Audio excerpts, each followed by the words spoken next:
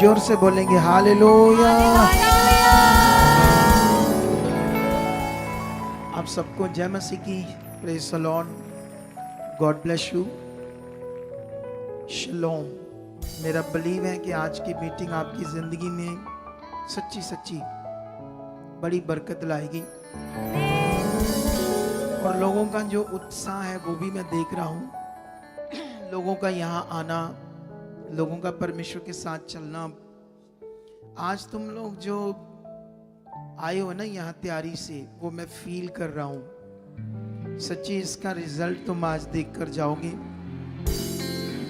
क्योंकि जो बात परमेश्वर लगातार हमसे बोल रहा है कि ये जो मेरा दर्शन है इसको समझो समझो समझो। तो ये स्पिरिचुअली कुछ पॉइंट्स होते हैं, अगर हमारे अंदर बैठ जाएं तो इसका बड़ा फल हमारी जिंदगियों में आ सकता है। हालेलुया। तो कुछ लोग इसे फोकस कर रहे हैं, मैं फील कर रहा हूं स्पिरिट में, आत्मा में। और जो लोग स्पिरिट में इन चीजों को ध्यान दे रहे हैं वो निश्चय आगे जाएंगे, निश्चय। क्योंकि देखो हमारी जो दौड़ है वो एक बड़ा विषय, हमारी दौड़, हम सबकी दौड़ जो है, क्योंकि बाइबल में लिखा है, प्रेरित पौल ने कहा कि तुम सब दौड़ो लेकिन लक्ष्यहीन नहीं। क्योंकि दुनिया में जो दौड़ते हैं वो एक इनाम ले जाता है, लेकिन स्पिरिचुअली वचन ये है कि तुम सब इनाम पाओ। हालेलुया। क्या पाओ तुम सब? इनाम का मतलब क्या है? इनाम का मतलब अनंत जीवन, जीवन का मुक्त। इनाम का मतलब क्या है? जीतना। इनाम का मतलब क्या है? ब्लेस होना। इनाम का मतलब क्या है? अपनी लाइफ में परमेश्वर को खुश करना। इनाम का मतलब क्या है? जो कुछ परमेश्वर ने हमारे लिए रखा है उन सब ब्लेसिंग्स को पाना, वो इनाम है। हालेलुया। तो वो जो चीजें परमेश्वर ने हमारे लिए रखी है वो हमारा हक है, वो हमें लेनी चाहिए परमेश्वर से। लेकिन उसके लिए तो लिखा ना दौड़। दौड़ का मतलब क्या होता है? स्पिरिचुअली मेहनत। अगर हमारी जिंदगी में स्पिरिचुअल मेहनत नहीं है, जैसे आज सुबह आना और टाइम से पहले आकर मीटिंग को अटेंड करना, उस दर्शन को, उस वचन को पूरा करना, ये भी क्या है? दौड़ ही है, एक स्पिरिचुअल मेहनत है। जो इसमें नहीं ध्यान देता वो उस दौड़ में नहीं है। याद रखना, उस वचन की दौड़ में नहीं है, उस दर्शन की दौड़ में नहीं है, जो ये बात को ध्यान नहीं देता। कितनों को बात समझ आ रही है? हालेलुया। लेकिन जो ध्यान दिया आप लोगों ने, आप में से बहुत सारे लोग जल्दी आकर बैठे परमेश्वर की हजूरी में, तो ये परमेश्वर आपसे खुश है। तो जब हम परमेश्वर को खुश करते हैं तो उसका फल तो 100% है। ऐसा हो नहीं सकता कि आप सारा दिन मेहनत करो, मतलब दिहाड़ी लगाओ, तो मालिक कहे कि मैंने तुम्हें दिहाड़ी नहीं देनी। ऐसे कभी होता है? बोलो। अगर आपने सारा दिन दिहाड़ी लगाई, मजदूरी की, जैसे ये मजिशियन है, तो मजिशियन अपने पैसे लेते हैं ना बजाने के लिए, तो शाम को हम इनको कहें कि हमने पैसे नहीं देने, तो ऐसा होता है कभी? बोलो। नहीं होता ना? तो ऐसे ही खुदा के साथ हमारा जीवन है। जो उसने कहा अगर हम उससे करते हैं तो उसका फल है, 100% है। कभी कभी ये बात शरीर में, लोगों के दिमाग में इतने अच्छे से नहीं बैठती, और जब इतने अच्छे से नहीं बैठती तो वो उसे कर नहीं पाते, और जब कर नहीं पाते तो आज मैं आपको एक ऐसा पॉइंट समझाऊंगा, जब मैं प्रीच करूंगा, जब मैं सरमन तुम्हें दूंगा, आज का वर्ड दूंगा, उसमें मैं आज आपको समझाऊंगा। क्योंकि हमारा जो टॉपिक है वो तो चल रहा है, कंटिन्यू चल रहा है अभी टॉपिक। कौन सा टॉपिक है? कितनों को याद है? बोलो ऊंचा, क्या टॉपिक है? परमेश्वर के साथ आज्ञाकारी ही सफल जीवन है। कितनों को बात समझ आती है? यही टॉपिक आज पार्ट 3 है। लेकिन बीच में एक टीचिंग और ऐड कर दी पवित्र आत्मा ने, वो थी आप how do you feel spiritual life, मतलब इससे कैसे फील करते हो, स्पिरिचुअल लाइफ क्या है ये बड़ा विषय आज हमारे लिए। इस बात को हम बीच में ये भी ऐड करेंगे, बीच में एक मिक्स करेंगे टॉपिक को, ताकि हम अंडरस्टैंड करें, क्योंकि हमें कुछ लोगों को शायद इसके बारे में अच्छे से नॉलेज नहीं है ये क्या है। तो अगर नॉलेज नहीं होगी तो फिर कैसे हम उस चीज़ में बढ़ पाएंगे। कितनों को बात समझ आती है? क्योंकि ये जो खुदा ने हमें जीवन दिया है ये एक ही बार दिया है, ठीक है। आज मैं सुबह प्रार्थना में था और साथ साथ मैं अपनी बाइबल को भी रीड कर रहा था, तो मुझे ना एक थोड़ा सा थीम मिला इसका सॉन्ग का, तो मैंने उसे रिकॉर्ड कर लिया। अब मेरे फ़ोन में मुझे याद नहीं कैसे था, मतलब सॉन्ग की एक स्थाई है, तो मैंने कहा इनसे मैं बात करूंगा, क्योंकि मुझे तो लिखना नहीं आता, सॉन्ग को कैसे लिखते हैं ना, इसका भी एक आर्ट होता है। आर्ट दुनिया में होता है, लेकिन परमेश्वर के लोगों के साथ इसे बोलते तोड़ा, एक तोड़ा होता है, एक ओरा होता है, ओरा। तो शायद ये लोग तो अच्छे से उसको लिख पाएंगे, मैं तो थोड़ा सा आइडिया दूंगा इनको। तो ये बात आपने सीखनी है सबने, ठीक है, क्योंकि ये जीवन जो मिला है इसी पर सॉन्ग बनाने वाले हम। दोबारा नहीं मिलना, एक ही बार मिला। ये जीवन जो मिला है कितनी बार मिला है? एक ही बार। वो गलत फहमी निकाल दो, पिछला जन्म, अगला जन्म, दुनिया में ऐसी होती ना बातें, वो सच्चाई में ऐसी कोई चीज नहीं है। एक ही बार तुम्हारे पास जीवन है, चाहे इसे आप जबरदस्त जी लो चाहे ना जी लो, दो ही बातें। क्योंकि परमेश्वर ने आपके साथ कोई जबरदस्ती नहीं करनी। हालेलुया। परमेश्वर ने क्या नहीं करनी आपके साथ? कोई भी जबरदस्ती नहीं करनी परमेश्वर ने। जो उसने आपके लिए रखा है, जो वो कहता है, जो तुम्हें चाहिए, जितना उसके नियम में अपने आप को बनाएंगे वो डिमांड से आएगा। हालेलुया।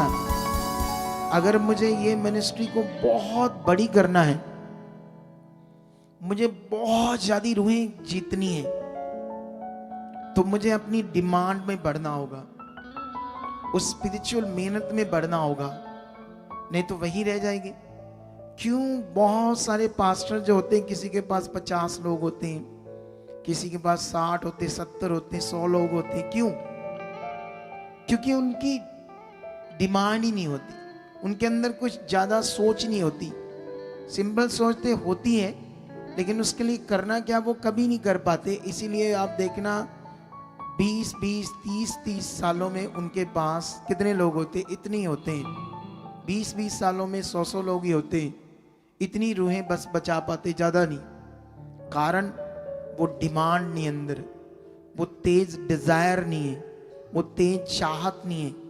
अगर मुझे बहुत ज्यादा मिरेकल करने हैं तो इसके लिए भी एक तेज डिमांड चाहिए, तेज मन चाहिए, स्पिरिचुअल मेहनत चाहिए। अगर आप भी जबरदस्त अपने जीवन को करना चाहते हैं, सेम प्रोसेस आपके लिए। हालेलुया। क्या आपके लिए? Same process. तो क्या आप इस प्रोसेस में बढ़ना चाहते हो? जोर से बोलो हाँ जी, जोर से बोलो यस। इस प्रोसेस में बढ़ना चाहते हो?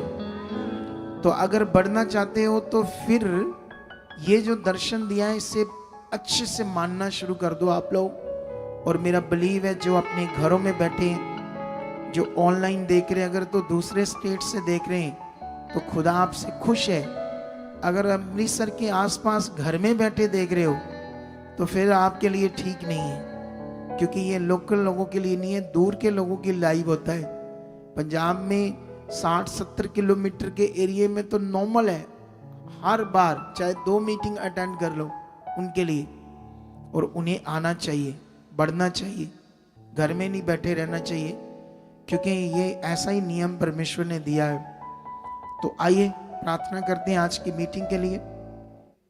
आज की मीटिंग को शुरू करेंगे बिना किसी सोच से, बिना किसी अपने दिमाग में इधर उधर की बातें साइड पे करके बस सुनना, समझना और परमेश्वर में बढ़ना, इन चीजों में ध्यान देना हमने। तो आंखें बंद करो, धन्यवाद परमेश्वर, मैं तेरा दास हूँ खुदाबंद, ये तेरे लोग हैं और तूने मुझे एक पवित्र काम दिया है, एक पवित्र सेवा दी है परमेश्वर। अगर मैं जब चुना नहीं गया था, संसार में था, उस समय मैं कैसे अंधकार में था, कितना गलत था मेरा जीवन, गंदा था जीवन परमेश्वर। अगर मैं आज पीछे जाकर सोचूं तो ये जो पवित्र काम आपने मुझे दिया है, मैं कभी कभी सोचता था क्या मैं इस योग्य था। परमेश्वर ये तेरी दया हुई है, तूने मुझे अंधकार से चुन लिया। जब चुन लिया तो परमेश्वर सचमुच परमेश्वर मैंने जो आपने कहा वो करके अपनी वफादारी को दिखाया। इसीलिए परमेश्वर आज आपने मुझे इस योग्य बनाया कि मैं आपके पवित्र काम को करूं। और अब मैं चाहता हूं परमेश्वर, जैसे आपने मुझे इस योग्य बनाया, ये तेरे बच्चे भी इस योग्य बन चुके हैं, ये भी तेरी हर आज्ञा में बढ़ चुके हैं, ये भी तेरे सुसमाचार की इच्छा में बढ़ चुके हैं। क्योंकि सबसे बड़ी सेवा है सुसमाचार की सेवा, सबसे बड़ा विषय है सुसमाचार। परमेश्वर मैं बिलीव करता खुदा, इनका मन आप खोल चुके हो, परमेश्वर ने आप यूज कर चुके हो, ताकि पृथ्वी के ऊपर जो कीमती रूहें हैं जो नाश हो रही परमेश्वर, उनको बचाने में ये तेरे सुसमाचार को दे सके। और बदले में परमेश्वर इनके ऊपर खुशी से आप बहुतायत की आशीष की बरखा कर दो यीशु मसीह के नाम से। बदले में इनके जिंदगियों को नखार दो। आज जितने लोगों ने वचन पूरा किया परमेश्वर, इस दर्शन का मैं बिलीव करता हूं परमेश्वर आप इनकी जिंदगियों में काम कर चुके हो। मैं बिलीव करता हूं परमेश्वर इन्हें आप ब्लेस कर चुके हो। आज जो कोई भी किसी भी आशा से आज सच्चे दिल से आया है परमेश्वर, जो आशा जो वो सोच लेकर तेरे साथ आया है, उसका बरकत आप यीशु मसीह के नाम से दे चुके हो।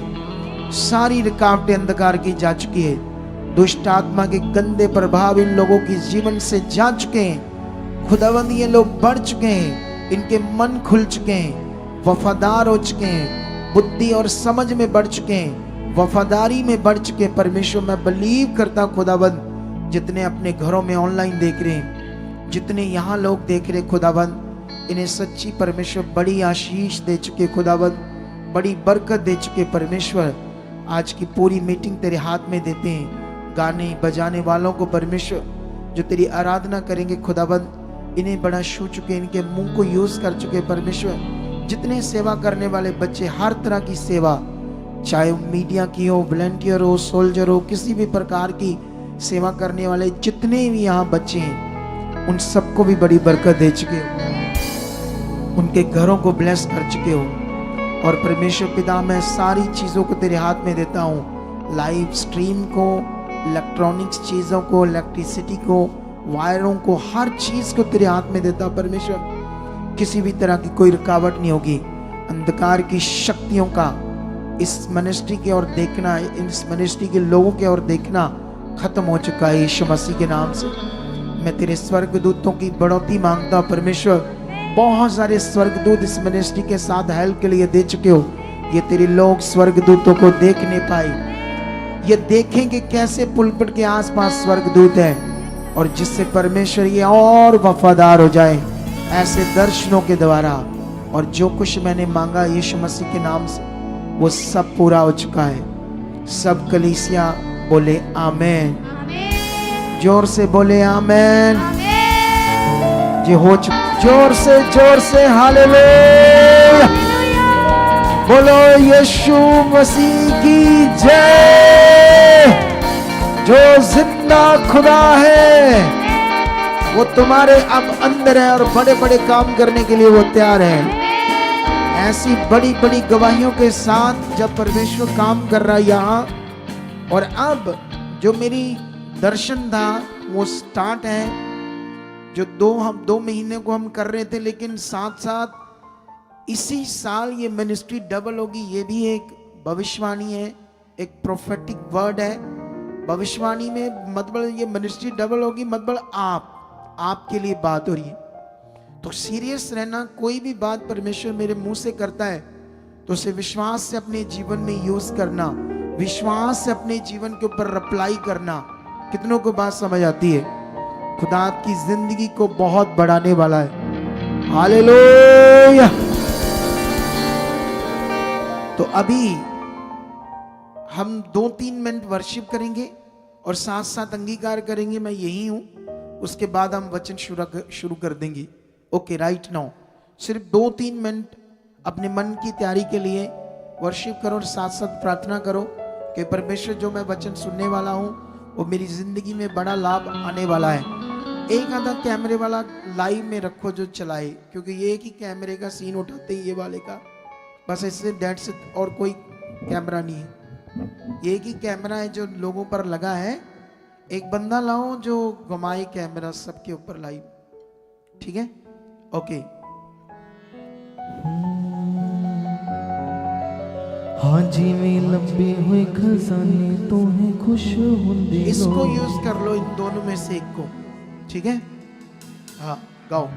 जिवें लंबे हुए खजाने तो है खुश हुंदे लोग, मैं तेरे वचना तो खुश होया। जिवें लंबे हुए खजाने तो है खुश हुंदे लोग, मैं तेरे वचना तो खुश होया। जिवें लंबे हुए खजाने तो है खुश हुंदे लोग, मैं तेरे वचना तो खुश होया। जिवें लंबे हुए खजाने तो है खुश हुंदे लोग, मैं तेरे वचना तो खुश होया। ए रहम है तेरा यीशु जी में, रहम है तेरा यीशु जी में, ए रहम है तेरा यीशु जी में, रहम है तेरा यीशु जी में। तेरे लहू दे नाल धोया। जिवें लंबे हुए खजाने तो है खुश हुंदे लोग, मैं तेरे वचना तो खुश होया। जिवें लंबे होए खजाने तो है खुश हुंदे लोग, मैं तेरे वचना तो खुश होया। जिवें लंबे हुए खजाने तो है खुश हुंदे लोग, मैं तेरे वचना तो खुश होया। हाँ तेरे उपकार यसु गिण नहीं हो सकदा, तेरे प्यार नू मैं मिल नहीं हो सकदा, प्यार नू मैं मिल नहीं हो सकदा, तेरे उपकारां नू मैं, मिल नहीं हो सकदा, तेरे प्यार नू यसु मिल नहीं हो सकदा, तेरे उपकारां नू मैं गिण नहीं हो सकदा, तेरे उपकारां नू मैं गिण नहीं हो सकदा। हाँ तेरे उपकारां नू मैं गिण नहीं हो सकदा। वचन कायम है तेरा यीशु जी, जिन्ना विच रहिंदा सदा मैं खोया। वचन कायम है तेरा यीशु जी, ना विच रहता सदा मैं खोया। ए रहम है तेरा यीशु जी में, रहम है तेरा यीशु जी में, ए रहम है तेरा यीशु जी में, रहम है तेरा यीशु जी में। तेरे लहू दे नाल धोया। जिवें लंबे होए खजाने तो खुश हुंदे लोग, मैं तेरे वचना तो खुश होया। जिवें लंबे होए खजाने तो है खुश हुंदे लोग, मैं तेरे वचना तो खुश होया। जिवें लंबे हुए खजाने तो है खुश होते लोग, मैं तेरे वचना तो खुश होया।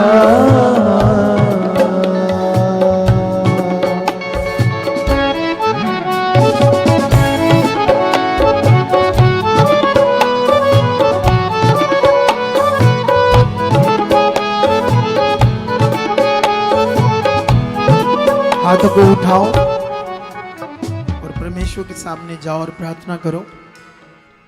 कहो परमेश्वर पिता, जो कुछ मैं सुनने जा रहा हूं तेरा कलाम, तेरा पवित्र वचन, जैसे तेरे बड़े बड़े काम लोगों की जिंदगी में मैंने आज देखे परमेश्वर, कि कैसे तूने अपने वचन को पूरा किया अपने दास के द्वारा। जैसे वचन में लिखा, यीशु ने कहा, हे थके और बोझ के नीचे दबे लोगों, मेरे पास आओ, मैं तुम्हें आराम दूंगा। और निश्चय परमेश्वर आपने आराम दिया। उसी तरह खुदाबंद ये तेरे पवित्र लोग परमेश्वर आज जो वचन सुनने जा रही हैं, इस वचन के द्वारा इनके मन खुल चुके हैं, ये खरे वफादार हो चुके हैं। परमेश्वर इसमें मेरी बुद्धि नहीं, आप मुझे यूज कर चुके हो इनकी बड़ी उन्नति के लिए, बड़ी बरकत के लिए। ऐसा यीशु के नाम से हो चुका है। आमेन, आमेन, आमेन। तो खुदा आपको इस वचन को सुनने के लिए बुद्धि और समझ दे चुका, ये मेरा विश्वास है। तो अपनी बाइबल्स, अपनी पेन, कॉपी सब चीज़ें निकाल लो ताकि हम अच्छे से इस बात को समझ सके, आज के वचन को जो खुदावंद ने मुझे दिया है, आज का कलाम, आज का वचन। क्योंकि हम लोग इन दिनों में एक बड़े लक्ष्य की ओर बढ़ रहे हैं, खास करके मैं, ठीक है।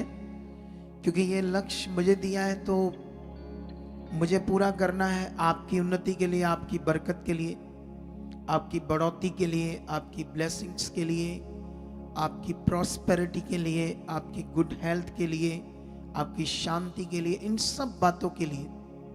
क्योंकि इसी काम के लिए खुदाबंद अपने दासों को चुनता है और अपॉइंट करता है। और ये सेवा खुदाबंद ने मुझे जब दी है तो मैं सेवा के लिए, मैंने कभी सोचा तो नहीं था शुरू में कि मैं सेवक बनूंगा या ऐसा काम खुदा मुझे देगा।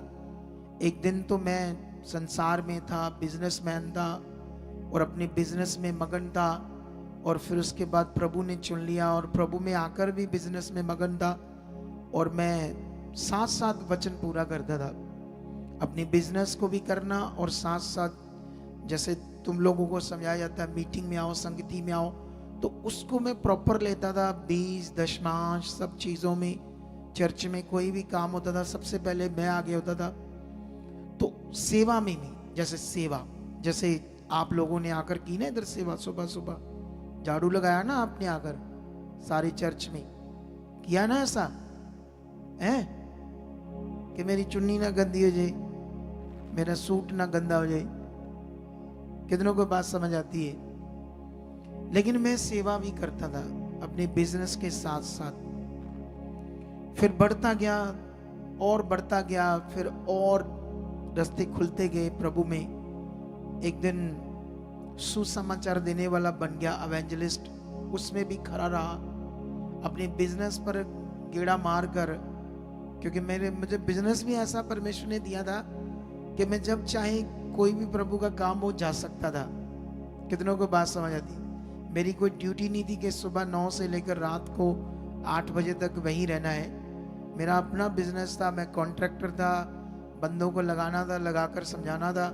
अगर मैं 2 दिन भी नहीं गया तो मुझे कोई थोड़ी बोलेगा कुछ, ऐसा बिजनेस था मेरा। लेकिन मैं ऐसे प्रभु के काम में बढ़ता गया, इस सोच में नहीं कि मुझे पास्टर बनना है या अपोस्टल बनना है, बस इससे कि मुझे मजा आता था परमेश्वर के काम का, इसलिए कि उसने मेरे जीवन को बहुत अच्छा किया था।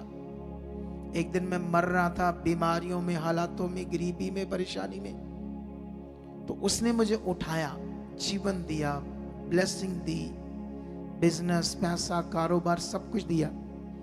ये इसलिए दिया क्योंकि मैं वफादार से चलता रहा। तुम चेक करो खुद भी, तुम कितने वफादार हो, कितने परमेश्वर के साथ लॉयल हो, कितना ध्यान देते हो मैंने ये गलती की है, परमेश्वर ये बातें मेरी जीवन में, ये गलत है, ये गलत है। खुद को पता होता ना, हर इंसान को अपने बारे में पता होता है वो कहाँ कहाँ गलत है, कहाँ उसकी जिंदगी में रॉन्ग चीजें हैं, कहाँ वो अपने फोन में गलत चीजें करता है, देखता है, उसे सब पता होता है इंसान को। और उसे ये भी पता नहीं चाहिए कि अब वो संसार में नहीं है जहाँ इंसान नाश होते हैं, यहाँ कब मौत आती इंसानों को कुछ पता नहीं होता है। कितनों को बात समझ आती है? लेकिन अब तुम परमेश्वर में हो, अब तुम्हें समझ आ गया। एक दिन तुम्हें नहीं पता था कि पाप का जीवन क्या है, संसार का जीवन क्या है। उस समय तुम पाप भी कर रहे थे, संसार का जीवन भी जी रहे थे। लेकिन वो जीते जीते कब नाश हो जाते, कब कुछ तुम्हारे साथ होता, कोई गारंटी नहीं थी। लेकिन अब तुम परमेश्वर में आ गए हो, अब तुम्हें समझ आ गया वो रॉन्ग था, वो नाश का जीवन था, उससे श्रापित होते हैं, उससे जिंदगी डिस्ट्रॉय होती है। लेकिन फिर भी अगर यीशु में आकर कभी कभी नेगेटिविटी काम करती है कुछ लोगों की जिंदगी में, कि वो सोचते मैं ना करूं, ऐसा ना करूं, ये पाप ना करूं, ये मिस फोन को गलत ना यूज करूं, ये वाली चीज गलत ना करूं, ये चीज ना गलत करूं, लेकिन फिर भी वो उनसे होता है। लेकिन ऐसे लोगों को ध्यान रखना पड़ेगा, क्योंकि गलत चीज का फल गलत ही होता है, ये बात याद रखना। इस दुनिया में जो हम करेंगे वो हमारे साथ होगा। अगर दीवार पर जोर से हाथ मारोगे तो दीवार टूट जाएगी तुम्हारे हाथ मारने से, है ना? बोलो, टूट जाएगी या तुम्हारा हाथ टूट जाएगा? अगर टूटा नहीं तो कम से कम 10-15 मिनट परेशान रहोगे, पकड़ कर बैठे रहोगे, हाय दर्द, हाय दर्द, क्योंकि वो आपने गलत काम किया, वो नियम से बाहर अपने हाथ को मारा। कितनों को बात समझ आती है? तो जो चीज आप करोगे वो आपके साथ होगा। परमेश्वर ने आपको अब धर्मी ठहराया है, यीशु मसीह ने तुम्हारे पाप को अपने ऊपर लिया है, यीशु मसीह ने तुम्हें परमेश्वर की संतान बनाने के लिए मोल लिया। मोल था यीशु मसीह का जीवन, उसने प्राइस दिया है। परमेश्वर ने अपना जीवन कोड़े खाए, मार खाए, कील ठकवाए, हाथों में तकलीफ सही, प्राइस दिया तुम्हारे लिए, ताकि तुम पापी ना रहो, तुम गुलाम ना रहो, तुम आजाद हो जाओ पाप से और परमेश्वर के लिए जियो। अब अगर तुम नहीं जी रहे परमेश्वर के लिए तो अंगीकार करो, धन्यवाद प्रभु, मैं तेरा हूं, मैं पहले संसार में था, मैं नाश में था, मुझे अनंत मौत थी मेरे अंदर, तूने मुझे अनंत जीवन का वारिस बनाया, मुझे धर्मी ठहराया। ये गंदी बातें, ये गलत बात, ये सोच, ये अनाकारी मेरे जीवन से जा चुकी है। अगर आप रोज रोज अंगीकार करोगे तो वो जाएगा, वो हट जाएगी प्रॉब्लम आपके जीवन से, गलत चीज। अगर आप संगति में टाइम से नहीं आ सकते, परमेश्वर के सामने रखो, खुदाबंद मैं संगति में जा रहा हूं, मेरे लिए मार्ग हो रहे हो, मेरे लिए ये रास्ता खोल रहे, परमेश्वर ये हो चुका है। आप अपनी प्रार्थनाओं में अगर ये चीजें रखेंगे तो तुम परमेश्वर की पावर को देखोगे। लेकिन आज हमारे पास टॉपिक क्या है? टॉपिक वही है जो चल रहा है, थर्ड पार्ट है। पिछले पार्ट भी तुम्हें देखने होंगे, तभी तुम्हें रचना समझ आएगी, कॉन्टेस्ट समझ आएगा। अगर एक पार्ट तुम देखते हो, मान लो तुम थर्सडे आते हो, तो तुम सोचते हो संडे मैंने क्या देखना, मैं तो थर्सडे अपना ले आया अपनी मीटिंग, मैं तो अपने हिस्से का काम कर रहा है थर्सडे, तो मुझे संडे क्या जरूरत है? तो ये पार्ट चल रहा है, संडे थर्सडे, एक ही टॉपिक पर, एक ही टॉपिक पर हम बात कर रहे हैं। परमेश्वर के साथ आज्ञाकारी ही एक सफल जीवन है। तुम सब सफल जीवन जीने के लिए यहाँ आए हो, तुम संसार से चुने गए हो, तुम चाहते हो एक सफल जिंदगी, तुम चाहते हो एक शांति से भरी हुई जिंदगी जो तुम्हारे लिए अवेलेबल है। कैसे मिलेगी, क्या करना पड़ेगा, इन सब बातों के ऊपर मैं इन दिनों में आपको टीचिंग दे रहा हूँ। इन दिनों में मैंने पहले यहाँ आता था, चर्च में टीम को भी बढ़ा रहा था, प्रार्थना कर रहा था। अब मैंने ये काम अपनी फैमिली के साथ किया है। मैं अपनी फैमिली को 3-3, 4-4 घंटे एक टाइम में बैठाता हूँ प्रार्थना में। क्यों? क्योंकि उन्हें भी तैयार करना है सेवा के लिए, उन्हें भी बढ़ाना है परमेश्वर के लिए। तुम भी अपनी फैमिली के साथ बैठो, सब एक चित्त होकर बैठो, अपने प्रेम को बढ़ाओ, एक दूसरे से मेल जोल बढ़ाओ। कितनों को बात समझ आती है? क्योंकि ये स्पिरिचुअलिटी है। इस स्पिरिचुअलिटी में हमने ध्यान देना है, आत्मिकता में हमने ध्यान देना है। लेकिन यहां पर आज मैं तुम्हारे पास एक चीज को समझाता हूं आपको। जैसे मैंने पहले आते ही तुम्हें बताया था कि आत्मिक जीवन क्या है। क्या तुम्हें पता आत्मिक जीवन क्या है? How do you feel spiritual life? तुम क्या इसके बारे में जानते हो या समझते हो, या से कैसे फील करते हो पवित्र लाइफ को, आत्मिक लाइफ को? कुछ लोग समझते हैं जैसे चर्च जाना, बाइबल पढ़ना, प्रार्थना करना, ये आत्मिक लाइफ है। हाँ, ये आत्मिक लाइफ का एक पार्ट है। बोलो,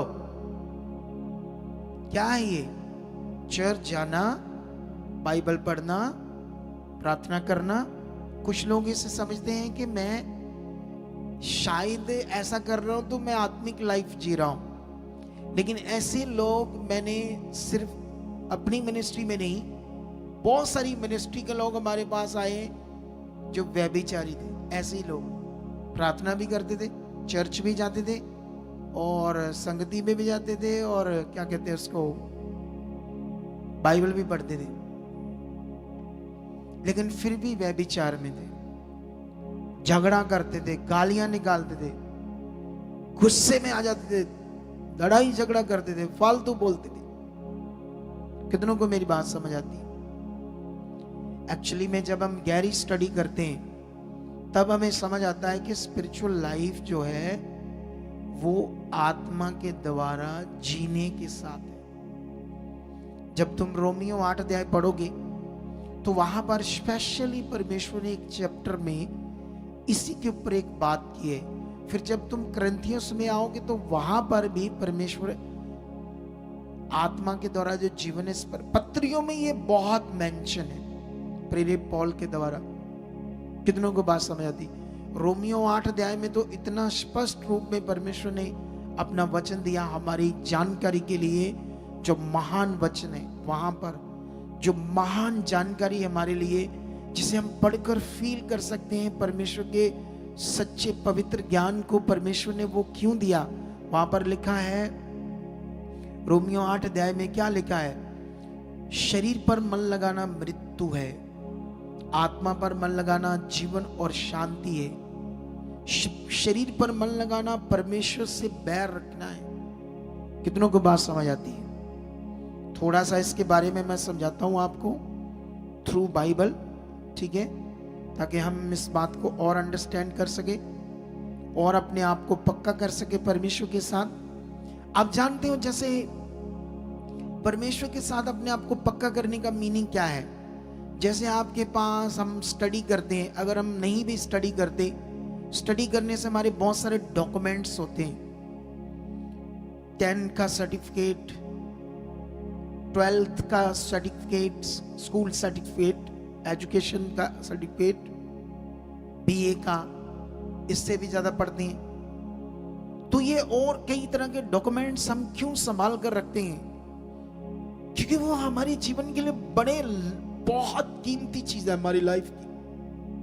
जैसे अगर हम नहीं भी पढ़े तो हमारा आधार कार्ड, वो क्या कहते हैं, pan card, voter card, passport, ration card या कुछ घर के कागजात, ऐसी चीजों के साथ हम अपने आप को बड़ा पक्का रखते हैं, पक्का, कच्चा नहीं करते। उन चीजों को लूजली ऐसे नहीं, कहीं भी कुछ भी हो जाए, उन चीजों के साथ ऐसे नॉर्मल नहीं रहते, उन चीजों के साथ हमेशा सीरियस रहते हैं। हम देखते हैं जरा सा आधार कार्ड मिल नहीं रहा तो कैसे लाले के ताले पाले पड़ जाते हैं, वो मेरा आधार कार्ड ढूंढना शुरू कर देते हैं। क्यों? क्योंकि वो आपकी जिंदगी की जरूरत है। उसके बिना जिस देश में हम रहते हैं वहां सिस्टमैटिक उन चीजों से आईडी के बिना कोई काम नहीं चलती। कितनों को बात समझ आती है? परमेश्वर के सामने भी ये वचन की जो बातें, जो परमेश्वर ने हमें बताया क्या सही क्या गलत है, कब तेरा लॉस होगा, कब तेरा लाभ होगा, ये भी आपके लिए इतना पक्का करने का काम है अपने आप को।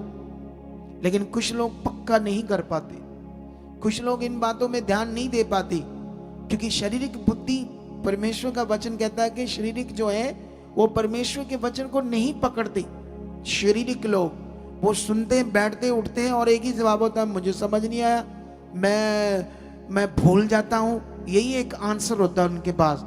ऐसा कोई झूठ नहीं यहाँ चलता, क्योंकि परमेश्वर के साथ कभी कोई चीज ना भूलती है ना पीछे होती है, क्योंकि परमेश्वर की ग्रेस इतनी पावरफुल है। क्योंकि जो अंगीकार करेगा परमेश्वर के सामने रोज अपनी बात को, वो उसके साथ होना है। अगर तुम बोलोगे मैं बुद्धिमान हूं, बुद्धि आ चुकी, मैं वचन पूरे कर रहा हूं, खुदा मेरे साथ है, ये हो चुका है, तो वो होना ही होना है आपके साथ। कितनों को बात समझ आती?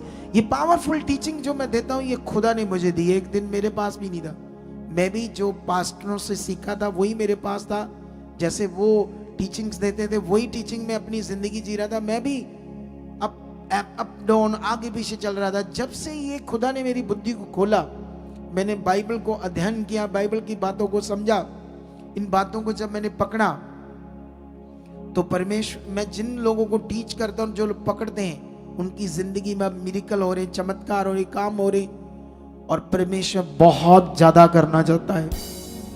लेकिन यहां पर देखो, मैंने अभी भी पढ़ाया 5 में लिखा, क्योंकि शारीरिक व्यक्ति शरीर की बातों पर मन लगाते हैं, परंतु आत्मा की बातों पर मन लगाते। 6 में लिखा, शरीर पर मन लगाना मृत्यु है, परंतु आत्मा पर मन लगाना जीवन और शांति है।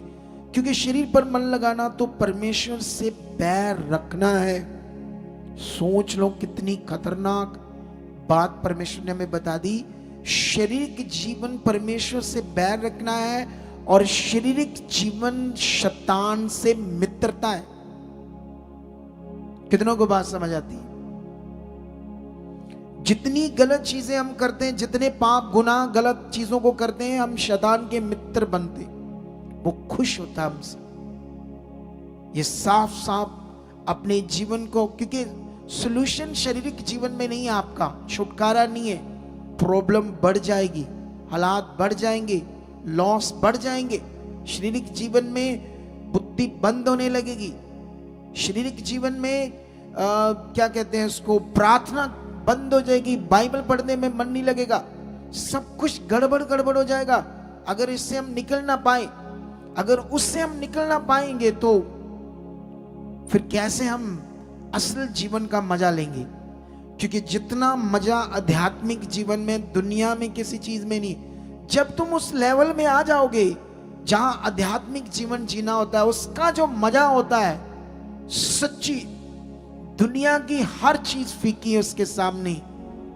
दुनिया का हर टेस्ट फीका है आध्यात्मिक जीवन के सामने। सबसे बड़ा मजा उसमें, सबसे पावरफुल मजा है। सबसे पहले तो आपका डर खत्म हो जाएगा, चिंता खत्म हो जाएगी उसके। जब तुम वचन पूरा कर रहे होगे, आज्ञाकारी में चल रहे होंगे, तुम्हें पता होगा होना ही है। डोंट वरी, ये होना ही है। डोंट वरी, ये होगा ही होगा। जितने लोग हमारे साथ जुड़ रहे हैं, 30 साल 40 साल से बच्चा नहीं है, जो मैं सिखा रहा हूं वो करो, मेरी भविष्यवाणी को मन में रखो, वफादारी से चलो, देखना फीलिंग आएगी, ये होगा ही होगा, और फिर गवाही के साथ आएंगे। कितनों को बात समझ आती? वो जिंदा खुदा है, कहानी नहीं है, वो सर्वशक्तिमान है। तो बाइबल में लिखा है 9 में लिखा, परंतु जबकि परमेश्वर का आत्मा तुम में बसता है तो तुम शारीरिक दशा में नहीं परंतु आत्मिक दशा। यदि किसी में मसीह का आत्मा नहीं तो वह उसका जन नहीं। जिसके अंदर परमेश्वर का आत्मा है ही नहीं, वो परमेश्वर का ही नहीं है, और जिसके अंदर परमेश्वर का आत्मा वही परमेश्वर का है। अब आप अपनी जिंदगी को किसके द्वारा चलाना है? इस मिनिस्ट्री का नाम क्या है? इस चर्च का नाम क्या है? पवित्र आत्मा का प्रबंध चर्च। मैंने पवित्र आत्मा के ऊपर इतनी ज्यादा शिक्षा क्यों दी लोगों को? क्योंकि इसके बिना सॉल्यूशन नहीं है, इसके बिना हल नहीं है, इसके बिना कुछ नहीं हो सकता। कितनों को बात समझ आती है? अगर हम 12 से पढ़े तो इसलिए हे भाइयों, हम शरीर के कसदरा नहीं के शरीर के अनुसार दिन काटे, क्योंकि यदि तुम शरीर के अनुसार दिन काटोगे तो मरोगे, यदि आत्मा से देह की क्रियाओं को मारोगे तो जीवित रहोगे। इसलिए कि जितने लोग परमेश्वर के आत्मा से चलाए चलते हैं वह ही परमेश्वर के पुत्र हैं। हमें आत्मा के द्वारा शरीर की देह की क्रियाओं को मारना है, क्योंकि बाइबल कहती है शरीर के अनुसार दिन काटोगे तो मरोगे, आत्मा से चलोगे तो जीवन जियोगे। बाइबल में लिखा जितने लोग परमेश्वर के आत्मा से चलाए चलते हैं वह ही परमेश्वर के क्या है? पुत्र है। तो आत्मा के द्वारा कैसे चल सकते हैं ना, ये मेन विषय है आपके लिए कि आप सोचो अच्छा मैं कैसे आत्मा की तरह चलूं, मुझे तो समझ नहीं आती। सबसे पहले तुमने यीशु को अगर ग्रहण कर लिया है, अब तुम्हारा संसार से रिश्ता नहीं है। कितनों को बात समझ आती है? क्या रिश्ता नहीं है? जैसे मान लो हम लोग ढूंढते हैं रिश्ते अपने बच्चों के लिए, तुम्हें मसीह में लगता है मेरे लेवल का रिश्ता नहीं। अब तुम्हारा रिश्ता, तुम प्रार्थना कर रहे हो प्रभु के आगे अच्छा रिश्ता मिले, अच्छा रिश्ता मिले। रिश्ता क्या मिल गया? जो यीशु में नहीं है। अब यीशु में नहीं है तो अब जब शादी होगी तो शादी परमेश्वर के वचन से नहीं होगी, उसके तरीके से नहीं होगी। तो तुम कैसे कह सकते हो कि मेरी प्रार्थना से ये रिश्ता हुआ है? ये नेगेटिविटी से हो गया है, क्योंकि वो तुम्हें दूर करना चाहता है, शैतान। वो तुम्हारी जिंदगी में काम करना चाहता है। तुम्हें लगता है मैं जीत लूंगा उन्हें, तो ठीक है, जाओ जीत लो, अगर दम है तो। कितनों को बात समझ आती है? सबसे पहले तुमने श्रापित ही वहां हो जाना जब वचन के बिना। मैं तुम्हें बताता हूं, मैं एक ग्रुप में था, ठीक है, एवेंजलिज्म करता था। मैंने 8 साल उनके साथ एवेंजलिज्म की। इतना बड़ा बैग भरता था 20 का, पता नहीं उसमें लाख है कि 2 लाख है। महीने बाद जब अगुआ आता था मैं ऐसे पकड़ा देता था उसके हाथ में। मैंने खोलकर कभी चेक भी नहीं किया उसको। कभी शैतान मेरे दिमाग में ये डालना दे के ये तू इतनी मेहनत करता है तो ऐसे बगुए को पकड़ा देता है। तो मैंने देखा ही नहीं, ध्यान नहीं दिया। समझ आया? उस ग्रुप में था मैं। एक दिन में मैं 4-4 संगतियां कर देता था अपनी कार से जाकर, छुट्टी करके। हफ्ते में मैं 3-4 दिन तो प्रभु के काम में रहता था, और अपने जेब से तेल पानी खर्चा। मुझे बरकत इतनी आ रही थी पैसों की। जब इतना सच्चा दिल होगा तो प्रभु देगा या नहीं देगा? लेकिन उसका जो मेन अगुआ था ना, उसकी लड़की ने लव कर लिया किसी अन्य जाति लड़के से। जब लव कर लिया तो अब वो कहता बच्चों की खुशी है, डोंट वरी, हम करेंगे। अमृतसर में शादी हुई। वो गुड़गांव का था अगुआ, लेकिन उसका जन्म जापान में हुआ था, पढ़ा वो अमेरिका का था। पंजाबी बंदा था लेकिन सिख बंदा था, सरदार उसका बाप। तो उसकी मम्मी जापानी थी और उनमें से ये पैदा हुआ था बंदा। रिच बंदा था उसका बाप, उसने अमेरिका में पढ़ा, वहीं से उसको शिक्षा मिली थी प्रभु यीशु मसीह का सुसमाचार। वहीं से वो इतना उस शिक्षा में बढ़कर इंडिया में आया था प्रचार करने के लिए। उस ग्रुप के साथ मैं था 8 साल तक, एवेंजलिज्म करता रहा। कितनों को बात समझ आती है? उसने जब शादी की तो मंडक के ऊपर की, और जो नाम नहीं लेने इस जीप से उसने लिए, और वो श्रापित हो गया था। वो सारा मिशन ही गड़बड़ हो गया था। उसी मिशन से मैं निकलकर ये सेवा स्टार्ट की थी। मैंने बंद कर दिया था, मैं ठोकर खा गया था।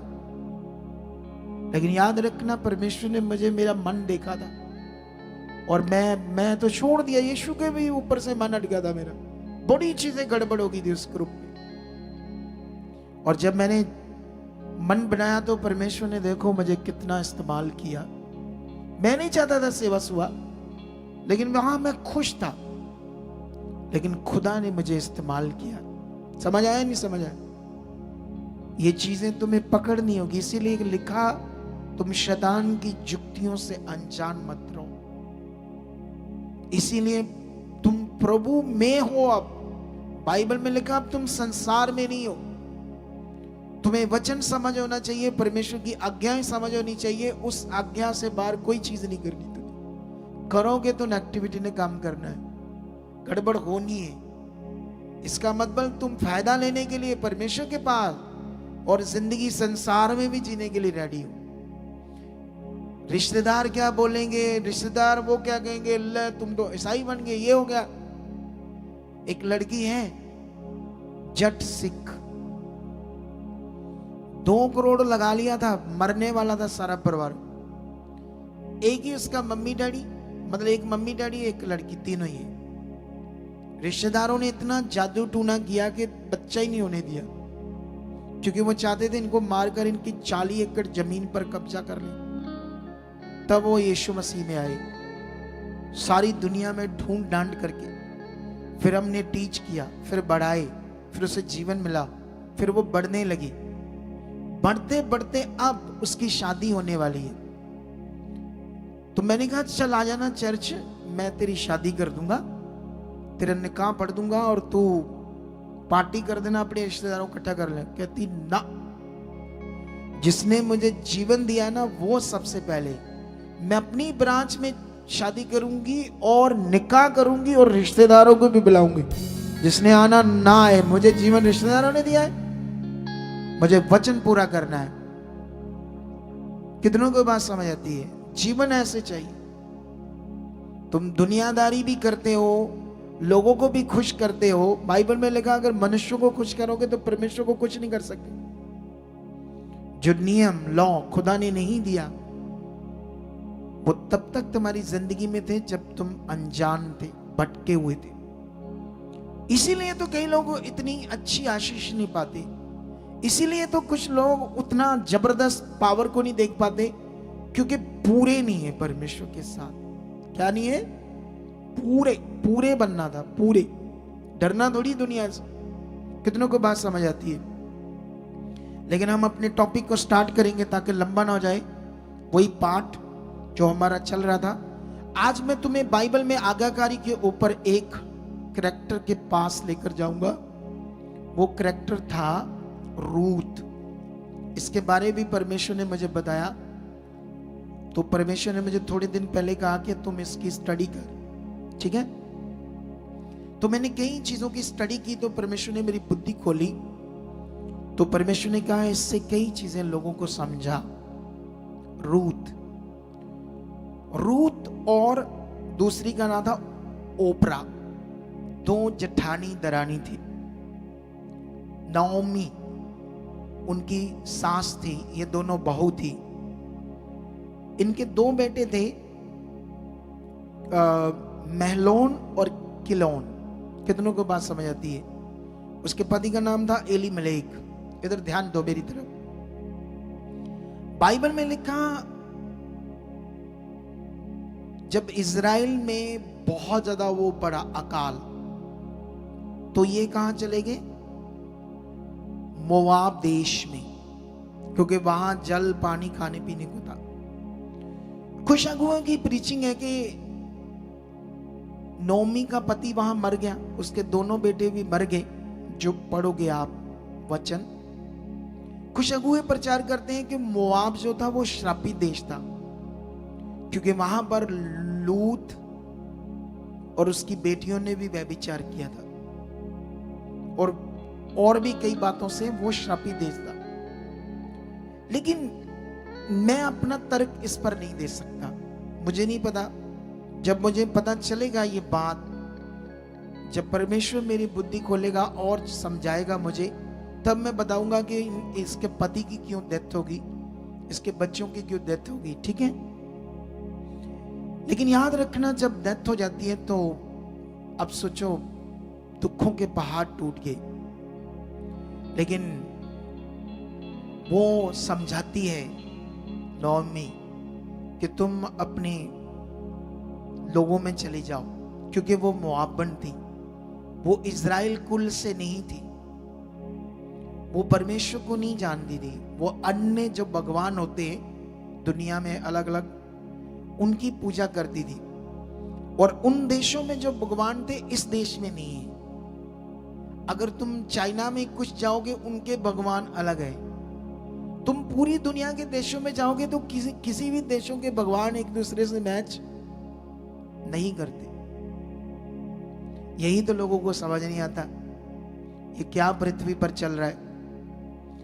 लेकिन ये उनको कहती तुम अपने कुल में, अपने लोगों में और अपने भगवान में पूजा में जाओ वापस, ठीक है? लेकिन तब का एक सीन है जो मैं आपको पढ़ाना चाहता हूं। रूथ की बुक पुराना नियम 1 अध्याय उसका 9 वचन ऐसे लिखा, यहोवा ऐसा करे कि तुम फिर अपने अपने पति के घर में विश्राम पाओ, ताकि जाकर तुम शादी कर लो और अपने पति के घर में क्या पाओ, क्योंकि दोनों भी यंग थी, जवान थी, सुंदर थी, ठीक है? लेकिन अभी ध्यान दो, तब उसने उनको चूमा और वह चला चला कर रोने लगी, दोनों बहुएं, और उससे कहा निश्चय हम तेरे संग तेरे लोगों के पास चलेंगी। दोनों ने कहा हम इज़राइल में तेरे लोगों में, तेरे कुल में जाएंगे, अपने कुल, अपना मायका, अपना देश छोड़कर तेरे साथ चलेगी। और उसे चूम कर सास को, क्योंकि प्यार है, लव है, स्पिरिचुअल लाइफ काम कर रही इनके अंदर। हालेलुया। क्या काम कर रही हैं? गलतियां करते होंगे, कुछ ना कुछ चीजें हो सकता है, आई डोंट नो, लेकिन दिखने में स्पिरिचुअल लाइफ काम कर रही है, ठीक है। लेकिन यहां पर नोमी ने कहा, हे मेरी बेटियों लौट जाओ, तुम क्यों मेरे संग चलोगी? क्या मेरी कुख में और पुत्र हैं जो तुम्हारे पति हो? सीख लो, वो उन्हें समझा रही है। कहती मेरी कुख में क्या और बच्चे हैं, 2 पुत्र हैं कि वो तुम्हारे पति हो जाएंगे। 12 में उन्हें और समझाती है, मेरी बेटियों लौट कर चली जाओ, क्योंकि मैं पति करने को बूढ़ी हूं, और चाहे मैं कहती भी कि मुझे आशा है और आज की रात मेरे पति होता भी और मेरे पुत्र होते भी, तो भी क्या तुम उनके सियाने होने तक, मतलब बड़े होने तक आशा लगाए ठहरी रहती और उसके निमित्त पति करने से रुकी रहती? मेरी बेटियों, ऐसा ना हो, क्योंकि मेरा दुख तुम्हारे दुख से बहुत बढ़कर है। देखो यहोवा का हाथ मेरे विरुद्ध उठा है। तब वह फिर से उठी और ओपरा ने तो अपनी सास को चूमा, परंतु रूत उससे अलग ना हुई। अब यहां एक आज्ञाकारी का टॉपिक है जो आप लोगों ने पकड़ना है। अगर इन वचनों की सीख तुम्हारे अंदर बैठी तो तुम जबरदस्त लाइफ को जीने वाले बनोगे, क्योंकि परमेश्वर का वचन दुनिया की कोई कहानी नहीं। अगर कहानी होती तो वो सुई, नीडल्स 2-2 घंटे बाद इंजेक्शन लग रहा था। मैं खुदा का दास हूं, मैं जो बोल रहा हूं मैं परमेश्वर को जानता हूं। उतना तुम्हें जानना चाहिए जितना मैं, जैसे मैं जान रहा हूं उतनी तुम्हारे अंदर परमेश्वर के प्रति समझ चाहिए। वो जिंदा खुदा है, मैं चुना हुआ। अब मैं संसारिक नहीं हूं, अब मैं संसार में नहीं जाऊंगा। कितनों को बात समझ आती है? क्योंकि परमेश्वर के साथ लाइफ कोई मजाक नहीं है। ऐसा नहीं कोई मजाक है, जब जी चाहे गए चले गए, दिल किया, कोई वचन पूरा किया ना किया, कभी बीज बोया कभी ना बोया, कभी आगे कभी पीछे। ये मजाक जिंदगी नहीं है। ये ऐसा नहीं पहाड़ी है तो पहाड़ी के किनारे खलोकर ऐसे ऐसे अपने आप को करना, ऐसा नहीं है। जरा सा पैर फिसला तो जिंदगी खत्म। समझ आया नहीं समझ आया? ये ऐसा ही है परमेश्वर का राज्य। इसमें जब हम चलते हैं तो हमारा फोकस, खुशियां वो देगा, तुम्हें हंसने के लिए देगा, तुम्हारे घर में शांति होगी, सब कुछ होगा, लेकिन खुदा के साथ, खुदा से बाहर नहीं। तुम जैसे दुनिया खाती पीती खाओगे, पियोगे, मौज लोगे, दुनिया घूमने जाती तुम भी घूमोगे। परमेश्वर मना नहीं करता। दुनिया अच्छे अच्छे कपड़े पहनती, तुम उससे भी अच्छे पहनोगे। मैंने पहने, ये देखो, ये मुझे गिफ्ट किया किसी ने, 270 पाउंड का ये पेंट कोट है, गरम, किसी ने मुझे गिफ्ट किया था। 270 पाउंड, अभी जितने पाउंड का रेट है उसके हिसाब से 32-33 हजार का किसी ने ये मुझे दिया था। महंगा वाला पेंट कोट पाया मैंने, सस्ता वाला नहीं डाला, मेरी मेहनत से मुझे दिया किसी ने। जब लोगों की जिंदगी मेरे द्वारा बचती है तो पौलुस कहता है, जब मैं तुम्हारी जिंदगी में आत्मिक चीजें बोता हूं तो क्या तुम्हारी शारीरिक फल काटने का मुझे कोई अधिकार नहीं? वो कहता है, पढ़कर देखो वचन, कितनों को बात समझ आती है। वो अलग बात है कि मैंने कभी किसी को जबरदस्ती कुछ नहीं कहा, लोग अपनी खुशी से करते हैं। अभी मुझे एक बहन ने iPhone 17 Pro गिफ्ट किया है। मेरे पास टाइम नहीं लगा, पैसे तो आ गए उसके, लेकिन मैं भी शायद कल मैं जाकर लेकर आऊंगा। और मुझे जरूरत थी, मैंने किसी को नहीं कहा, मैंने कहा ही नहीं किसी को कि मुझे ये फोन चाहिए। कभी सुना आपने यार? मुझे देने वाला कौन है? खुदा। मेरी जरूरतों को पूरा करने वाला कौन है? तुम्हारी जरूरतों को पूरा करने वाला कौन है? तुम्हारे काम को बढ़ाएगा कौन? तुम्हें आगे लेकर जाएगा कौन? तुम्हारे बिजनेस, कारोबार, पैसे, चीजों में बरकत देगा कौन? तुम्हें चलना है उसके साथ। लेकिन वापस हम टॉपिक पर आते हैं। यहां पर नओमी अपनी बहुओं को समझा रही है कि अगर आज रात मेरी कुख में बच्चे होते या होते भी बच्चे, उदाहरण से समझाती है, तो क्या तुम उनके बड़े होने तक वेट करोगी उनको पति बनाने के लिए? तो उसने कहा ऐसा पॉसिबल नहीं है, प्लीज मेरी बेटियों, मैं तुमसे प्यार करती हूं, लेकिन मेरा दुख तुम्हारे दुख से बहुत बड़ा है। कहती तू वापस चले जाओ अपने देश में, क्योंकि उस समय सुसमाचार का नियम नहीं था। अगर होता तो नोमी उन्हें साथ लेकर जाती। उस समय सुसमाचार का नियम नहीं था। सुसमाचार तो यीशु मसीह से आया ना, जब उद्धार आया तब उद्धार नहीं था। उद्धार उन्हीं के लिए था जो व्यवस्था पुराने नियम के अनुसार यहोवा के साथ थी, उनका उद्धार था। कितनों को बात समझ आती है? लेकिन यहां पर क्या होता है, ये सीन पकड़ते हैं जबरदस्त। यहां पर ऐसे लिखा, 15 में लिखा, तब उसने कहा देख तेरी जेठानी तो अपने लोगों और अपने देवता के पास लौट गई है, इसलिए तू अपनी जेठानी के पीछे लौट जा।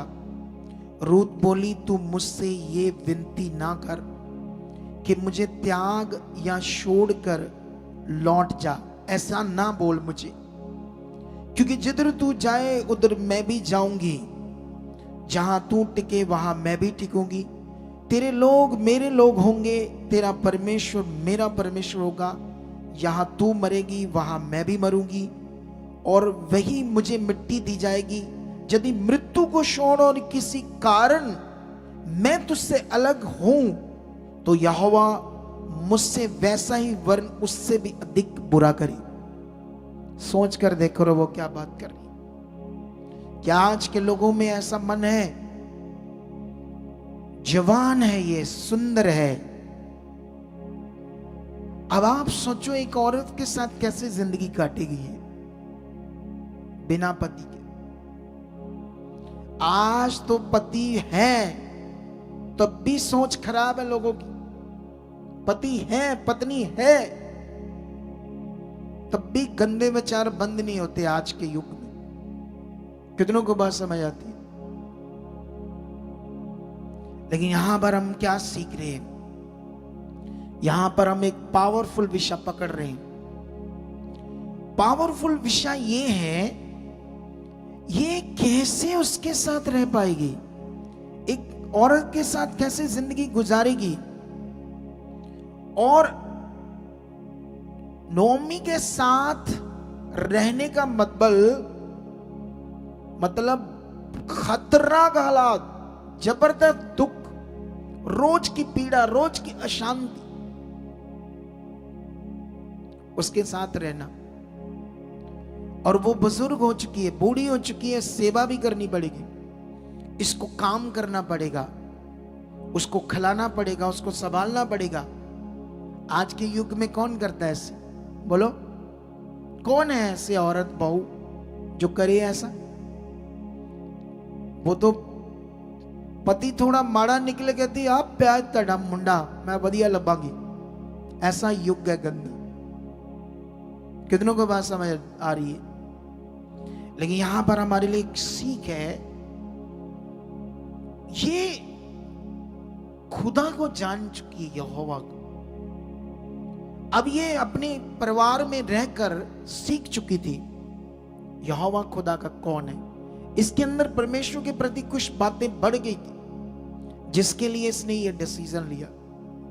अगर इसके अंदर यहोवा की व्यवस्था वचन ना ठहरा होता तो ये ऐसा नहीं करती। जब हमारे अंदर उसका वचन नहीं है, आत्मा काम नहीं कर रहा, तभी हम आज्ञाकारी नहीं है, अनाज्ञाकारी हैं। तभी हम टाइम से आकर नहीं बैठ पाते।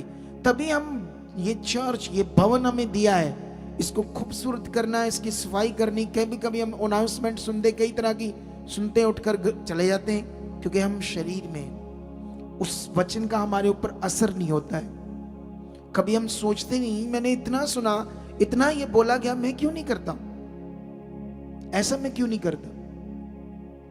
लेकिन उसके बाद क्या होता है, जब उसके साथ जाती है तो एरिया के लोग उससे बातें करते हैं, तू नोमी है। वो कहती नहीं, मैं मारा हूं, यहोवा ने मेरे ऊपर अपना हाथ बढ़ाया है, इसीलिए मेरा दुख बहुत बड़ा, मुझे ऐसे नौमी मत कहो। मारा का मतलब दुखों की मारी हुई। कितनों को बात समझ आती है? जाते ही उस देश में पहले दिन ही, अगले दिन ही नौमी खाने पीने के इंतजाम के लिए सास से बात करती है। 2:1 में लिखा, रूथ, नौमी के पति एलीमेलेक के कुल में उसका एक बड़ा भाई, बड़ा धनी कुटुंबी था जिसका नाम था बोज। मोआबन रूत ने नौमी से कहा, मुझे किसी खेत में जाने दे कि जो मुझ पर अनुग्रह की दृष्टि करे उसके पीछे पीछे से सिला बीनती जाऊं। उसने कहा, चली जा बेटी। उस जमाने में पता नहीं हजारों साल पहले वो लोहे की चीज से जब खेती काटते थे, आज जैसे दत्ती बोलते हैं, हमारे युग में दाती बोलते हैं ना, बोलो क्या बोलते हैं? हिंदी में दाती बोलते हैं, पंजाबी में दात्री बोलते हैं। दात्री इसलिए बोलते हैं क्योंकि एक्चुअली में आई डोंट नो क्यों बोलते हैं, उसके जो दंदे दंदे होते हैं उसके हिसाब से बोलते हैं या आई डोंट नो, किसी कारण से ऐसे उसका नाम है। उस जमाने में किस हिसाब से करते होंगे हमें पता नहीं, लेकिन उनके बीच में कुछ बालें गिरना, छोटे छोटे सिट्टे बालें गिरना, चीजें थोड़ी थोड़ी, उसको चुनना सारा दिन धूप में, गर्मी में। ये डिसीजन लिया था उसने अपनी मां की सेवा का और यहोवा के वचन पूरा करने का।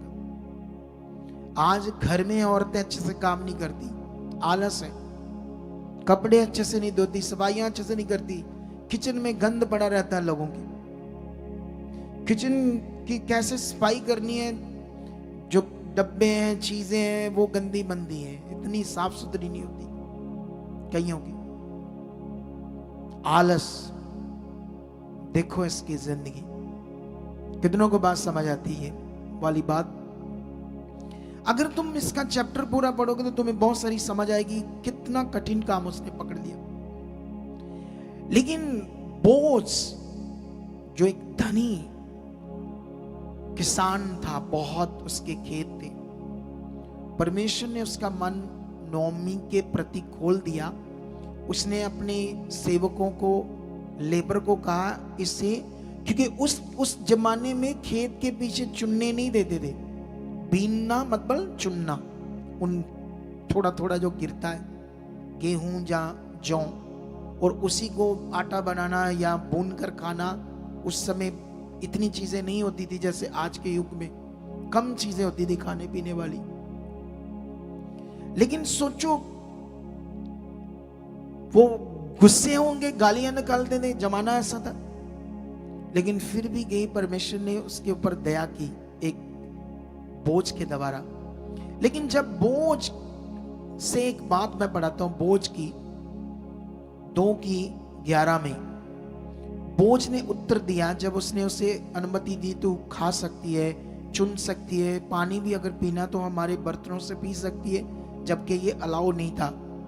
लेकिन फिर भी जब ये बातें होती है तो वो उससे कहती है कि तूने मेरी सुधि ली है ना, एक परदेशन पर अनुग्रह की दृष्टि करके मेरी सुधि ली। ये मैंने 10 का हिस्सा कुछ पढ़ा, लेकिन 11 में लिखा, बोझ ने उत्तर दिया, जो कुछ तूने पति की मृत्यु के बाद अपनी सास से किया है, और तू किस प्रकार अपने माता पिता और जन्मभूमि को छोड़कर ऐसे लोगों में आई है जिनको तू पहले ना जानती थी, ये सब मुझे विस्तार के साथ बताया गया है। यहोवा तेरे कार्य का फल दे, और इज़राइल का परमेश्वर यहोवा जिसके पंखों तले तू शरण लेने आई है, तुझे पूरा बदला दे। उसने कहा, किसने? रूत ने, हे मेरे प्रभु, तेरे अनुग्रह की दृष्टि मुझ पर बनी रहे, क्योंकि यद्यपि मैं तेरी दासियों में से किसी के भी बराबर नहीं हूं, तो भी तूने अपनी दासी के मन में बैठाने वाली बातें कहकर मुझे शांति दी है। जब हम परमेश्वर के साथ वचनबद्ध बनते हैं तो परमेश्वर ऐसे लोगों को अनुग्रह खोलता है। अगर मैं खुदा के साथ खड़ा हूं तो मेरे लिए वो अनुग्रह खोलता है। कितनों को बात समझ आती? आज मेरा भाई एक बैठा है इधर, पास्टर है, मैं उससे कभी कभी बात होती है, हम दोनों वॉक करते हैं, तो वो और मैं डिस्कशन करते हैं कि लोग सोचते हैं कि पास्टर बन जाए, लेकिन वो मुझसे कहता है उनको पता नहीं कि कितना कठिन काम है पास्टर का। बिजनेस कारोबार से भी ज्यादा कठिन काम है, सच्ची। सबसे पहले तो पास्टर को खुद को इतना ध्यान रखना पड़ेगा अपनी जिंदगी का, क्योंकि वो कभी गिर ना जाए, आगे पीछे ना जाए। उसके बाद कितनी मेहनत होती है प्रेयर में, दुनिया के ऊपर भाग दौड़। ये नॉर्मल काम नहीं लोगों की जिंदगी बचाना। इस दुनिया में जिंदगी बचाना कोई नॉर्मल काम नहीं है। लोगों को तैयार करना, उनको आत्मिक बनाना इस दुनिया में सबसे टफ काम है। लोगों को लगता आसान काम है। समझ आया कि नहीं समझ आया? लेकिन याद रखना, यहां पर जब उसने काम शुरू किया, सफल तो परमेश्वर करेगा, क्योंकि उसने वो लक्ष्य पकड़ लिया जो परमेश्वर को खुश करती है, खुश करने का है। अगर इस रूत की जिंदगी से तुम्हें समझ आती है कुछ, तो ऐसा डिसीजन लो, ऐसा मन बनाओ, ऐसे खरे बनो परमेश्वर के साथ, ऐसे वफादार बनो जो तुम यहां सुनते हो। ये मिनिस्ट्री, ये काम परमेश्वर ने हमें सबको दिया है।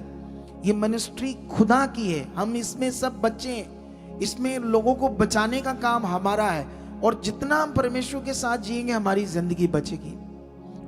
खुद उसके साथ जियो, खुद वचन पूरा करो, आज्ञाओं को मानो। अगले थर्सडे जो आएंगे अपने पैम्फलेट लेकर जाना सुसमाचार देने के लिए। इस संडे जो आएंगे पैम्फलेट लेकर जाना सुसमाचार देने के लिए, खुदा का काम करने के लिए। कितनों को बात समझ आती है? ये परमेश्वर की धार्मिकता है, ये भक्ति का एक पार्ट है, इसे करना है। एक दिन तुम्हें ना मिला होता ये सुसमाचार, तो तुम्हारी जिंदगी का क्या बनता? सोचो क्या बनता तुम्हारी जिंदगी। आज शिक्षा की राइट बड़ी जरूरत है, जो हम बांट रहे हैं, जो लोगों को दे रहे हैं। तुम्हारे सामने हिला देने वाले चमत्कार तुम्हारे सामने, और ये इस साल ज्यादा होंगे। इस साल ज्यादा गवाहियां बनेंगी। इस साल खुदा की ज्यादा पावर प्रकट होगी।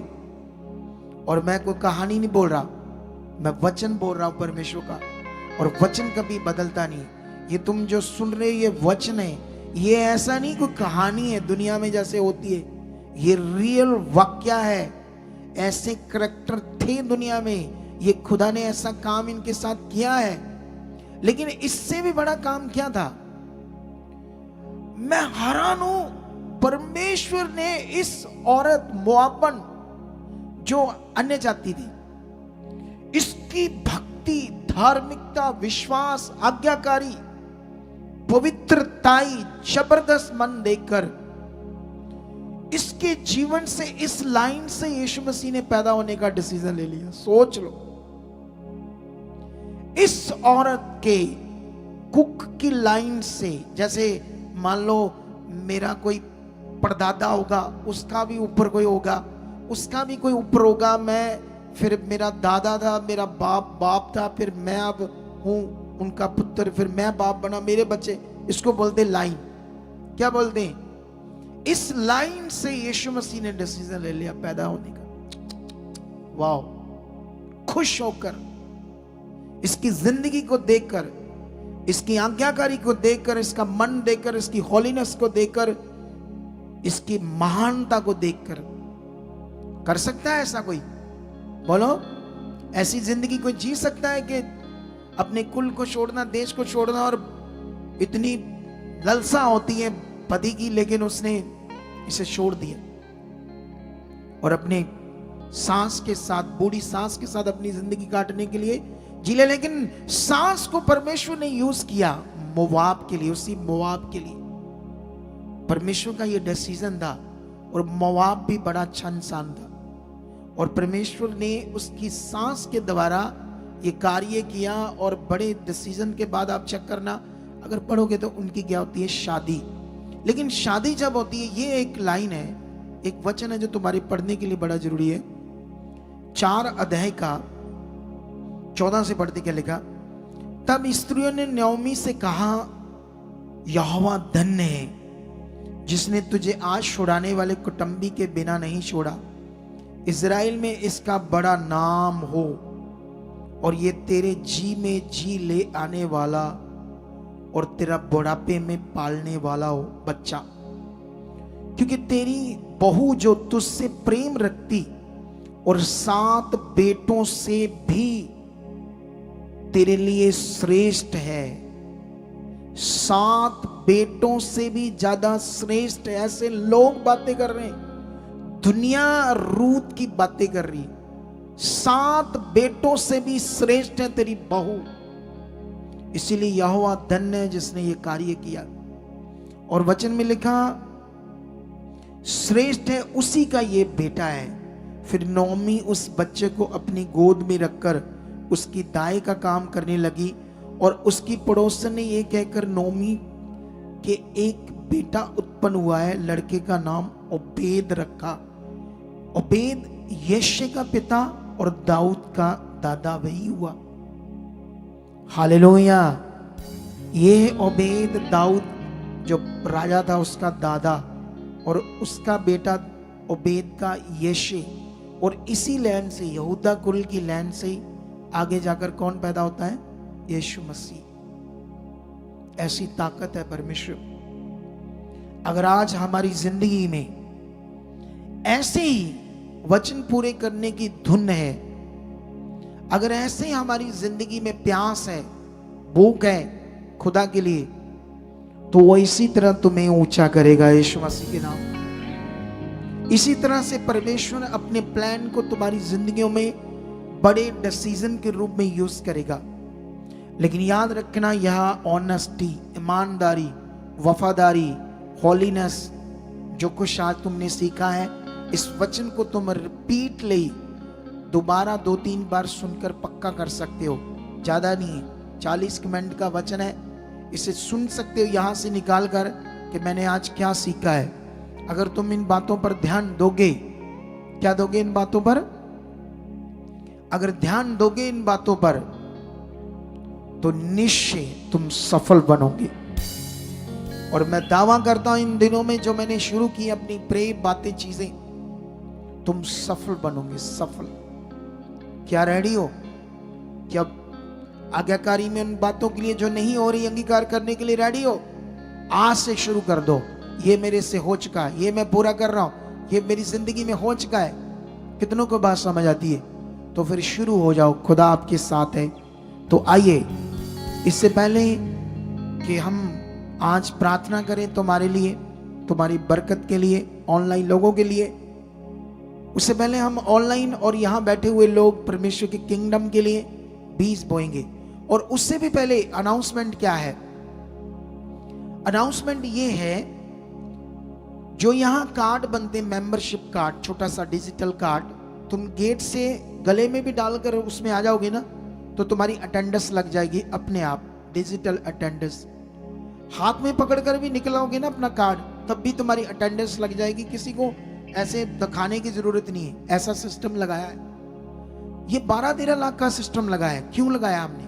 इधर देखो, ध्यान दो, तुम्हारे लिए, तुम्हारे फायदे के लिए। अगर तुम कार्ड नहीं बनाओगे, तुम उसे लेकर नहीं आओगे, तो तुम्हारी अटेंडेंस नहीं लगेगी। अगर हम ये सिस्टम नहीं लगाएंगे तो हमें इतने हजारों लोगों में से कहते कैसे पता चलेगा तुम 2 हफ्ते नहीं आए, 3 हफ्ते नहीं आए? उस सिस्टम से हमें पता चल जाएगा। उस सिस्टम हमें बताएगा कौन लोग नहीं आ रहे, और सही समय आप पर हम वर्क कर सकते, इससे पहले कि शैतान तुम्हें तोड़कर तुम्हारा लॉस करे, तुम्हारी जिंदगी को डाइवर्ट करे, तुम्हें रीति रिवाजों में फंसा दे, तुम्हें सच्चाई से दूर कर दे। क्योंकि वचन में लिखा, सत्य को जानोगे, सत्य तुम्हें आजाद करेगा। कितनों को बात समझ आती है? तो इसीलिए आप लोगों ने जिस लोगों के कार्ड नहीं बने, चाहे तुम पूरे पंजाब में हो, किसी भी शहर में हो, जल्दी जल्दी अपने कार्ड बनवाओ। पूरे सिस्टमेटिक उन कार्ड को लो। जिन्होंने नहीं लिए, बने हैं, ले लो, और अपने पूरे परिवार के बनाओ। ये अगर तुम 4 मेंबर हो 400-500 रुपया लगेगा सारा उसको बनाने में, क्योंकि उसकी कीमत ही ज्यादा आती है ना, उन कार्डों की डिजिटल कॉस्ट आती है, मटेरियल लेकर आना पड़ता है। तो वही बस आपसे लेनी है कॉस्ट, अपने को बिजनेस नहीं करना उन पैसों का। तो आप लोगों ने जल्दी जल्दी करना है। जब संडे आएंगे तो उनको भी मैं बोलना, ये 1 महीने तक 1.5 महीने तक मैं बोलता रहूंगा, क्योंकि तुम लोग अगर मैं नहीं बोलूंगा तो ऐसे कुछ लोग होते इधर गए सुना भूल गए फिर नहीं गया। बोलना नहीं है, सब आज्ञाओं में बढ़ो, सब बातों में आप ध्यान दो जो परमेश्वर मेरे द्वारा सिखाता है, ठीक है। तो अभी इतना है, लेकिन अभी मैं तुम लोगों को चर्च की किसी भी सेवा के लिए नहीं बोलूंगा, क्योंकि मैंने बड़ा बोल लिया कई लोगों को, कई महीने अनाउंस करता रहा, कोई नहीं आते आगे। जैसे अभी कैमरे चलाने वाले आज लोग नहीं है, आना चाहिए आगे, ये बंदे हैं, कोई भी आ सकता है, इनको तो कुर्सी चाहिए आते बैठना। हमने सेवा भी करो, नाल नाल वचन भी सुनो। लेकिन अब मैं खुदा को बोल रहा हूं, तुम्हें नहीं बोलना है, जिसको बोलना मैंने, वो मेरे लिए इंतजाम करेगा। तुमसे भी ज्यादा अच्छे लोगों के लेकर आए, कहीं से भी लेकर आए, पताल फाड़ कर लाए, आसमान फाड़ कर मुझे दे, वो देगा। मैं उससे बोलूंगा, कितनों को बात समझ आती है। और जब वो मुझे देगा ना तो जबरदस्त मन वाले देगा। समझ आया है नहीं समझ आया? और बेस्ट सेवा वो करेंगे, जबरदस्त परमेश्वर के लिए जिएंगे। लेकिन अभी ये बात आप पकड़ लो सारे, कि ये कार्ड जल्दी जल्दी बनाओ, लेजी नहीं होना इसमें आपने। दूसरे सेटों वाले भी बनाओ, हर जगह वाले बनाओ, ताकि हमें पता चले आप, क्योंकि तुम्हारे भले के लिए हमें कैसे याद रहेगा ऐसे हजारों में से कौन 2 हफ्ते नहीं आया, 3 हफ्ते नहीं आया, शैतान ने उसके दिमाग में कुछ गलत चीज डाल दी। जब तक वो तुम्हारे जीवन को खराब करेगा हमें पता नहीं चलेगा। अगर कार्ड से तुम एब्सेंट रहोगे तो हमें पता चल जाएगा, तो हम सही समय तुम्हें कॉल करेंगे, तुम्हें पूछेंगे क्यों नहीं आए। अगर तुम्हारा मन खराब होगा तो हमें पता चल जाएगा, हम ठीक करेंगे, तुम इधर बुलाएंगे, तुम्हारी जिंदगी बच जाएगी, तुम आगे बढ़ जाओ। कितना जरूरी है ये बनाना, है या नहीं है? बोलो, है ना? तो फिर फटाफट बना लो, कल आ जाना, जब टाइम लगे 2-4 दिन में आकर बनाना, ठीक है। लेकिन बनाना जल्दी जल्दी। अपना आधार कार्ड लेकर आना, अपनी एक फोटो भी लेकर आना, उसके ऊपर फोटो भी लगती है आपकी, ठीक है, सब चीजें, और पूरा सिस्टमेटिक आना। तो अभी आओ, हम अपनी सीट बोते हैं खुदा के राज के लिए, वफादार बनते, आज्ञाकार बनते इस नियम में। यह भी आज्ञाकारी का एक नियम है। 20 आपका दशमांश वफादारी से बोना, रूहों को बचाने के लिए। समझ आया? तो अभी अपने हाथों में अपने 20 लो। तब तक मैं ऑनलाइन लोगों से बात करता हूं। ऑनलाइन जो लोग हैं वो सारे इस हमारे जो सोसाइटी के अकाउंट्स नंबर है, HDFC बैंक, इसकी डिटेल को स्क्रीनशॉट ले लो, और दूसरा कोटक महिंद्रा बैंक, इसकी डिटेल को भी स्क्रीनशॉट ले लो, ऑनलाइन लो। और इन दोनों बैंकों के साथ साथ इन दोनों बैंकों के QR कोड, इन दोनों QR कोड को भी स्क्रीनशॉट ले लो। एक ही बार दिखाओ दोनों, इन दोनों को भी स्क्रीनशॉट ले लो, ताकि आप ऑनलाइन पूरे भारत से अपने 20 को ट्रांसफर कर सको परमेश्वर की रूहों को बचाने के लिए, परमेश्वर के राज के लिए। और साथ में एक व्हाट्सएप नंबर है फॉरेन के लोगों के लिए, हेल्पलाइन नंबर।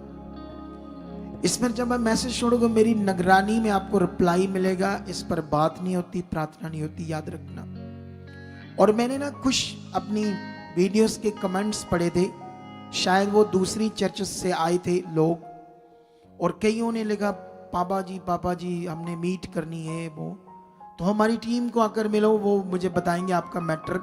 जो भी ऐसे लोग हैं, क्या क्या वहां क्यों कमेंट करते हो? वहां कमेंट थोड़ी करते हैं ऐसे वाले, वो दूसरे कोई पढ़ेंगे बोलेंगे ले तो मीट ही नहीं करते, किसी से नेगेटिव कमेंट करते हो।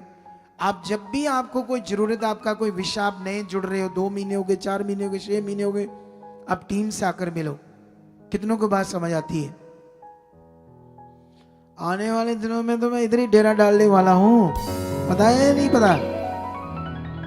मेरी फैमिली के कितने मेंबर हैं? हम 6। अगर मैं प्रेयर में हूँगा तो आपको मिलना होगा, तो मेरा ये बेटा, चलो खुदा की दासी, ये बेटा, ज़्यादा हो जाएगा ना सर्विस। बोलो, इमरजेंसी भी कोई बात होगी, प्रे करनी है तो कोई भी मेंबर आ जाएगा, लेकिन आत्मा के अनुसार, शरीर के अनुसार कोई प्रार्थना का फल नहीं होता। अगर आत्मा की गवाही है तो सारे काम होंगे। ठीक है, तो अभी जो ऑनलाइन है वो ट्रांसफर करे इन इस डिटेल्स के ऊपर, और बाकी जो लोग हैं आप रेडी हो जाओ, अपने बीजों को अपने हाथों में लो, मैं प्रार्थना करता हूँ। और ये बाकी नंबर 2 जो है फॉरेन के लोगों के लिए हेल्पलाइन नंबर, और बाकी सारे नंबर भारतीय लोगों के। आइए, परमेश्वर पिता, मैं तेरा दास, खुदा ये तेरे पवित्र लोग हैं, इन्हें आप छू चुके। जो बीज इनके हाथों में, ये इनकी वफादारी है तेरे राज के लिए, तेरी रूहों के लिए बोरे ऑनलाइन ट्रांसफर कर रहे, इनकी गवाहियां बन चुकी है, इनके घरों में बरकत आ चुकी है, इनके कारोबार के ऊपर तेरा दास प्रार्थना के द्वारा मांगता है बड़ी बरकत को, और मैं विश्वास करता हूँ आ चुकी है। जब ये बीज बोए, इनका बीज छुआ जाए और स्वर्ग में याद किया जाए, ऐसा हो चुका है। आमीन। अभी 4 मिनट वर्शिप करेंगे, उसमें अपना बीज डालेंगे, उसके बाद मैं आपके लिए प्रार्थना शुरू कर दूंगा, ताकि आपके लिए जो मैं प्रार्थना करूंगा आज उसका फल आपकी जिंदगी में आएगा। आमीन। हाँ